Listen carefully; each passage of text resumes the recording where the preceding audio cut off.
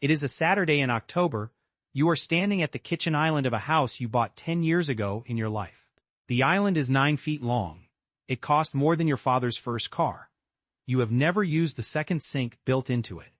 You are looking at the calendar pinned to the refrigerator. The mortgage payment hits on the 3rd. The property tax hits on the 15th. The HVAC service is overdue for inspection. The roof inspection from August flagged something you have not opened the email about yet today. The driveway seal coat estimate is on your desk waiting. The lawn service raised their monthly rate on you this month again. You do the math in your head. You have done this math every Saturday for 2 years now. The number does not surprise you anymore. The number is the problem itself. You bought this house at 28 to prove something about yourself to the world around you. You did not know yet what you were proving, or who you were proving it to in your own life and family at the time. You only knew that owning this house meant you had arrived at a place that mattered in your life and career somehow. That a man with this address had outgrown the neighborhood his father raised him in, that the keys in your pocket were a kind of evidence. You are 38 now in real life. You are still standing in the kitchen. The keys are still in your pocket where they always are. The house has not stopped being beautiful at all. It has only stopped being yours in any meaningful sense of the word. This is what nobody tells you about buying the house too early in your young adult life, when you have not learned the lesson yet.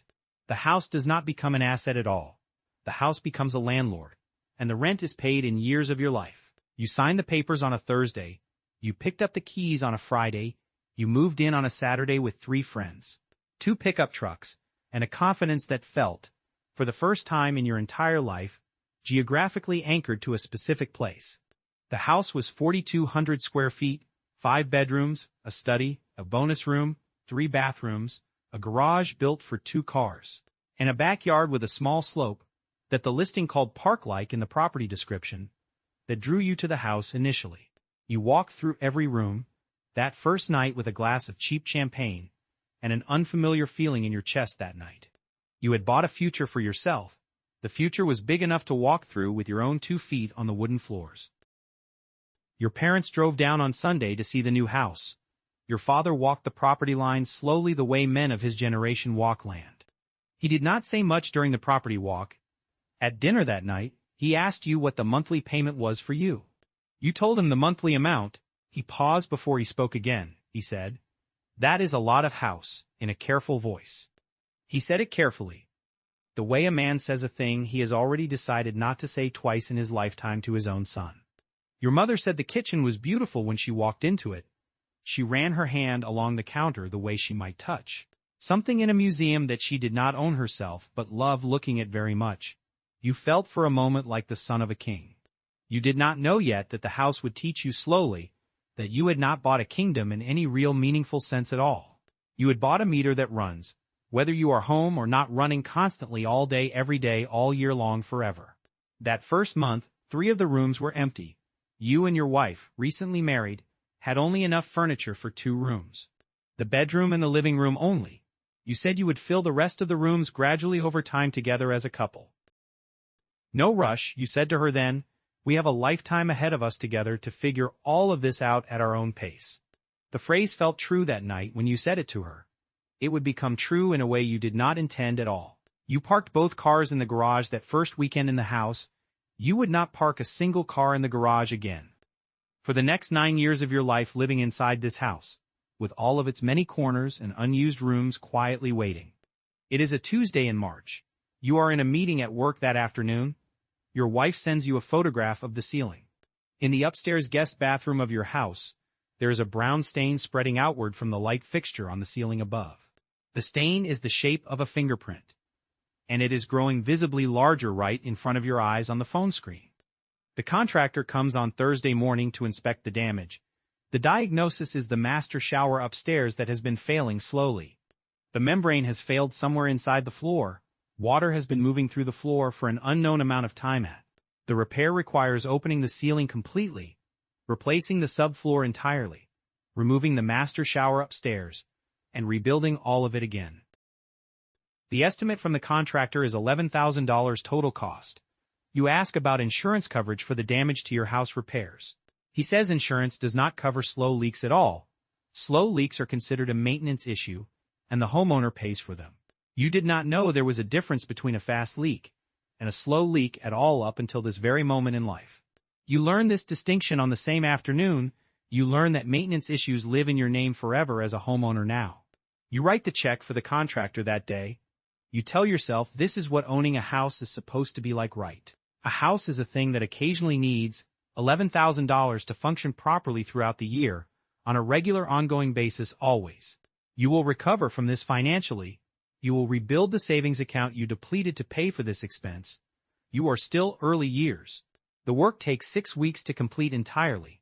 For 6 weeks, the upstairs guest bathroom does not exist as a functional room in the house. There is plastic sheeting hanging where a wall used to be in the room. Workers arrive at 7 in the morning and leave at 4. You make coffee for them every morning because you do not know what else to do with your guilt about asking them to fix it. At the end of the 6 weeks of work, the bathroom is finished completely.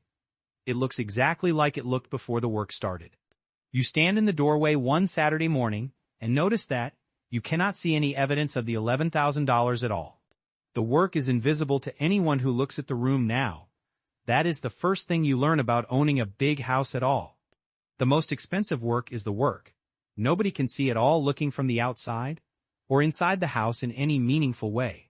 You park your car in the driveway from now on, because the garage is now half full of construction supplies you did not finish returning, and a treadmill you bought during the renovation, because you read somewhere that exercise helps with stress in difficult times of high anxiety. You stop noticing the garage by year 5 completely. The treadmill is still there in the garage. So is the elliptical you bought. To replace the treadmill, so are 6 storage tubs of holiday decorations sitting there. 2 unopened boxes from a basement project you abandoned. In year 4, for many reasons, a kayak you have used twice in 5 years of ownership, a kayak rack you bought to mount it, the kayak rack you returned but never actually shipped back to the store completely, and a beautiful antique armoire your wife inherited recently from her aunt who recently passed away in the family, which did not match the bedroom upstairs at all and was relocated to the garage, temporarily in year 3. The garage is not actually a garage anymore at all in any practical sense of the word now today. The garage is now the room where the things you bought to fill the house go to wait for their actual purpose to arrive someday. You park both your cars in the driveway every day now. You have stopped noticing that you park both cars in the driveway daily. Every single day for the past 2 years now, you have stopped noticing a lot of things in your house and your life today. Year 5 is the year you stop being able to point at where the money goes every month from your salary you earn. The mortgage is the same as before. The taxes have gone up since you bought the place. Insurance has also gone up over time. The HVAC needs new coils to function properly soon. The driveway is cracking visibly in multiple places. The deck wood is graying with age. The kitchen faucet is leaking from the base, which is apparently different from the faucet leaking from the spout and more expensive too. Your salary went up in year 5 at work. You got a promotion at the office last quarter. You celebrated by going to dinner. The dinner was nice and enjoyable for both of you. The next morning, you opened the bank account, and the promotion was already gone. It had been absorbed by the house before. You even saw it land in the account on payday morning at all. You have a thought briefly in year 5.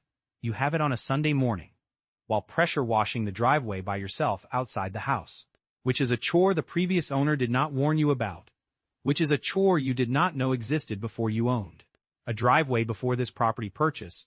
The thought is simple. The thought is, I did not know that I was buying a job here. You say it to nobody at all in your head while working. You finish the driveway pressure washing task. You go back inside the house. You forget the thought for a long while afterward. You will remember the thought again in year 7 of being inside this house. You will remember it more and more often after year 7 of your life in this house, with all of its rooms and obligations daily. You meet a friend for coffee one afternoon. You have not seen this friend in over a full year of busy life now. He is renting a condo in the city center area. He looks 10 years younger than you remembered him being when you saw him. You ask him how he is doing in his life right now. He says he is good. He says renting was the best decision ever. You laugh. The way men of your age laugh at statements that make them quietly uncomfortable inside, but cannot show it visibly outside. You ask him what he means by that statement actually. He tells you what he means. He tells you that his rent is fixed. He tells you that when something breaks at his condo, he calls a number, and the thing gets fixed for free without any cost. He tells you that he has not spent a single weekend in 3 years, thinking about a roof or maintenance issues at his condo. He tells you that the money he is not putting into a mortgage is going into a brokerage account that has been quietly growing for half a decade, now while you have been pouring money into your house silently in the background of your life all this time. He is not bragging at all about any of this to you. He is just telling you what his Saturdays are like in his condo. You drive home from the coffee shop that afternoon. The drive takes 28 minutes total in normal traffic conditions on the way back. You spend the entire drive doing math you have not allowed yourself to do in many years of being a homeowner now today. You realize somewhere on the freeway during this drive that you cannot actually afford to sell the house at all in any way. Not because the house is worth less than you owe on the mortgage to the bank for the property purchase originally years ago. The house is worth more technically on paper at the moment of calculation, but the cost of selling is the cost of admitting. 6% to the realtor for selling the house for you, 2% in closing costs that come out of your sale proceeds. The cost of the new place you would move into after selling the current house, the cost of moving yourself and your belongings, the cost of explaining to your parents and your in-laws and your friends that the dream house was not actually the dream, the emotional cost of unwinding 10 years of identity that have been welded to a single zip code on the map of the world. You sit in the driveway for 15 minutes before you go inside. You do not turn off the car engine. You do not check your phone. You just sit there in silence with your own thoughts. The house is right in front of you in the driveway you are sitting in. The house is the largest thing you own in your entire life as a person. At this moment in time today, the house owns you. When you finally go inside the house, your wife asks how the coffee was for you with your friend that afternoon. You say good. You do not tell her what the friend said to you. You do not tell her what you did with the math on the freeway. You go upstairs to the bedroom. You sit on the edge of the bed for a long time without saying anything at all to anyone. You do not know yet that this is the year the climb officially reverses in your life and your entire financial timeline going forward. The kitchen is not new anymore at all in any way. The kitchen was new in year 1 when you first bought the house. By year 8, the kitchen looks dated to the eye. You did not notice it gradually over time at any single specific moment. You noticed it the day your sister-in-law walked through the kitchen and said, "Oh, this is so charming. This is what kitchens look like." When this house was built originally years ago, the house was not built that long ago in actual reality at any point in time. You were the one who picked the kitchen at the time of the original purchase. The kitchen had been in style back when you picked it. The kitchen had stopped being in style, without ever telling you about it at any specific point in time, during the past several years. You did not plan to renovate the kitchen at all going into this year. The renovation begins quietly with one small replacement task. You replace the faucet first as a simple update to the kitchen. The new faucet looks too modern for the cabinets around it. You start looking at cabinet hardware online and in stores. The new hardware looks wrong against the existing countertops in the kitchen. The contractor who comes to install the hardware mentions casually that countertops are not as expensive as most people think they actually are, especially if you do them at the same time as the cabinets are being installed, during the renovation project together as one job, especially if you also redo the backsplash, while everything is exposed and accessible during this renovation period of opening up the kitchen, especially if you also update the lighting fixtures throughout the entire room, while the contractor team is already working in your kitchen. You begin the renovation work in March on a Monday morning. You finish the renovation entirely in August on a final installation day. The number you spent on the renovation is not a number you say out loud to anyone outside of your immediate household. The kitchen is beautiful when it is finished. The kitchen is also the same kitchen, in a different finish than what it had before. You took out a loan against the equity in the house to pay for the renovation work that you just completed this summer. The loan added $140 to your monthly mortgage payment going forward.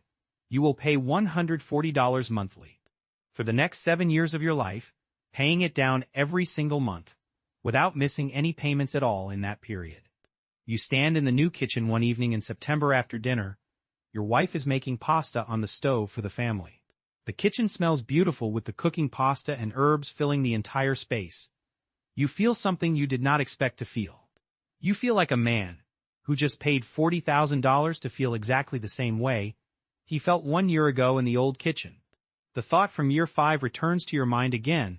I did not know I was buying a job that day many years ago. The thought is louder this time inside your head than it was before. The thought is also more honest than it was before now. The thought has updated itself in your mind. The thought now says, I bought a job that does not pay me anything actually. You do not say it out loud to anyone in the family around you. You eat the pasta that your wife made for dinner. The pasta is good and well made by your wife tonight. The kitchen is beautiful all around you both. You go to bed quietly. It is January in your calendar year. You sit down with your wife and a spreadsheet on the kitchen table for the first time. You have not sat down with a spreadsheet in 5 long years of being inside this house, with all of its many monthly expenses. You used to do this monthly back in your younger years, before owning the house started taking everything in your life away. You stopped doing it because the numbers stopped being fun to look at over the years, as the house started costing more money.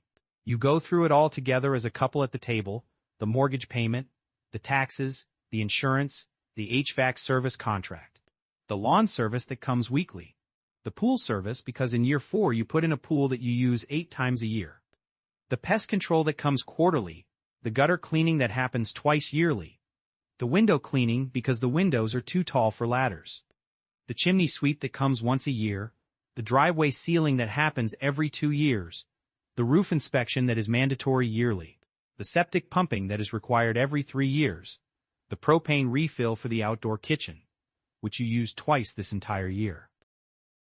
You add it all up together using the spreadsheet on the laptop. The total number is not the mortgage payment by itself alone. The total number is much larger than the mortgage payment alone. The number divided by 12 months is more than you used to pay in rent for a small apartment in your 20s before owning this larger house, with all of its many ongoing costs throughout the year. You realize sitting at the kitchen table together that the house has not been an asset at all for you in any way. The house has been a subscription service the entire time you have owned it. You subscribed to a lifestyle in year 1 when you bought it. And the subscription has been silently auto-renewing every single month for 9 consecutive years without any pause at any point in time. And you have never once read the terms of service for the subscription you signed into all those years ago when you began. You also realize what you did not put into a brokerage account. You did not put it because the house took it first every month. You estimate the number in your head right at the table. You stop estimating before you finish, because the number is large enough already to be its own ceiling that limits everything you could become in the next decade of your continued life and career growth. The number is the difference between where you are and where you would have been if the house had been smaller all along. You and your wife sit at the table for a long time after. Neither of you says anything to each other right now. There is nothing to say that has not already been said by the spreadsheet on the laptop screen open between you both right now. That night, you do not sleep well at all in your bed. You stand at the bedroom window at 3 in the morning by yourself and look out at the backyard slowly. The slope is still there as it was when you bought it. The grass is still park-like outside. The pool is still glowing blue under the moonlight tonight, visible from your window upstairs. You feel for the first time something different.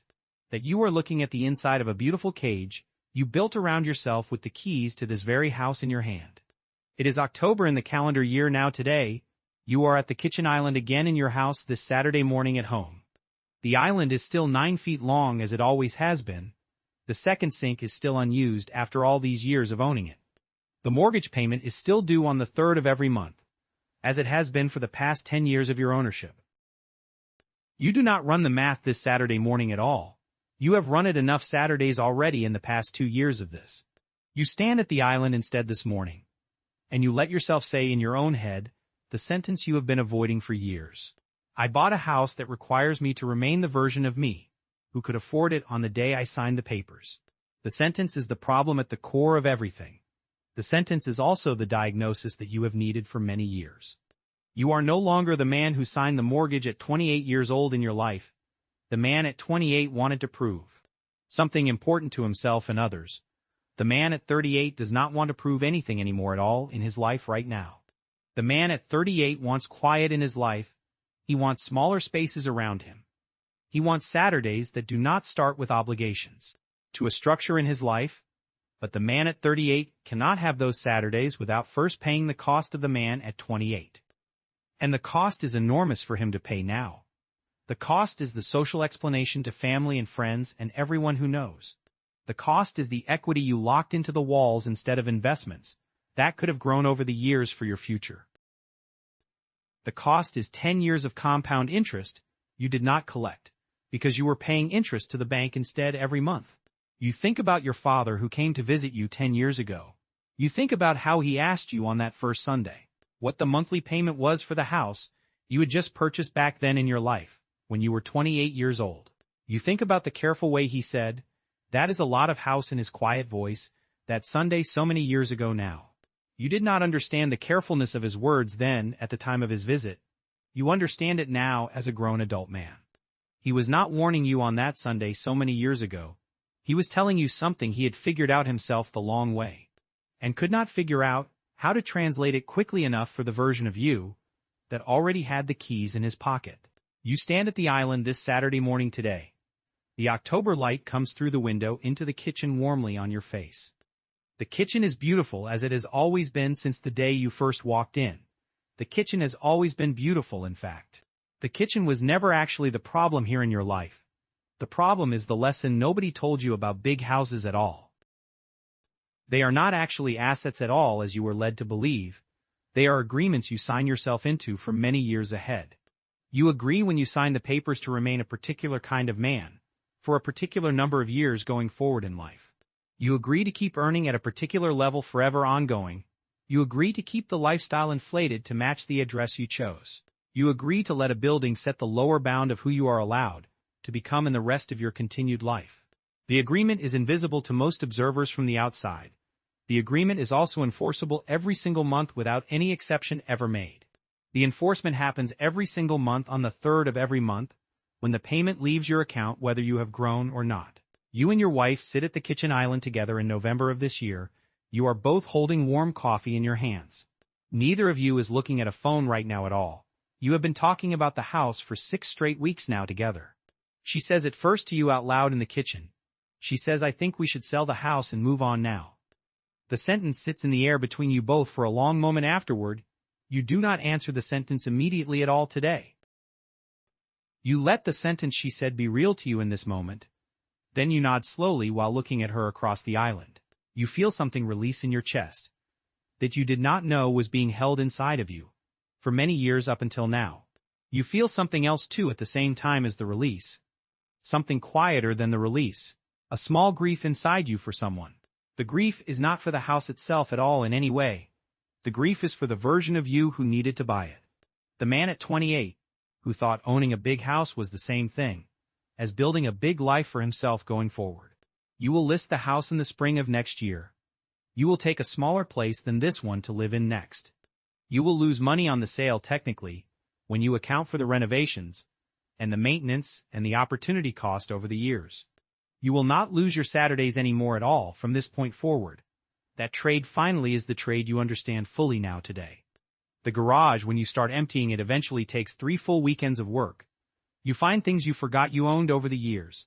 A kayak rack, a treadmill that you bought during a renovation, an antique armoire from your wife's aunt, who has now passed away. You give most of the things in the garage away to other people who need them. You keep almost nothing for yourself going forward. On the last Sunday before the listing goes live on the market, you walk through every single room of the house slowly together alone. You touch the kitchen island one final time with your hands. You walk the property line outside the way your father walked it once. On that first Sunday so many years ago, when he visited the new house, you stand in the upstairs guest bathroom one final time. The one with the rebuilt ceiling from years ago that you paid for, and you remember the $11,000 you paid for the work. And you remember how invisible the $11,000 of work became in the room after the repair was completed years ago now. You go back to the kitchen in the house downstairs. You stand at the kitchen island for one long final minute alone in silence. You say quietly to nobody at all in the empty kitchen room, "Thank you for the lesson that you taught me over these many years." The lesson took 10 full years of your life to actually learn properly. The lesson cost more in total than the price of the house. The lesson is the only thing you will take with you into the next chapter of your life, from here forward going into the future. And the lesson is worth what it cost in total to acquire, although you would not recommend the price to anyone you love at all. The house was not the mistake at all in any way. The house was the test you had to live through to learn the lesson. The mistake was assuming that the answer to who am I as a person could be paid in monthly installments to a bank loan. You will buy a smaller place next year in the spring season. You will park your cars in the garage for the first time in a decade. You will sit on a Saturday morning quietly with a cup of coffee in your hand and feel something you forgot was possible feeling. The feeling is not relief in any way. The feeling is ownership in its purest form. The first real ownership you have felt in 10 years. The house owned you the entire time you lived there. You did not notice this fact at the time of your living inside it. Now you do notice it for what it actually was. Subscribe to the channel for more content. The next chapter is about how to never let a building own you again in your life, going forward into your next decade of your continued life ahead from this point onward.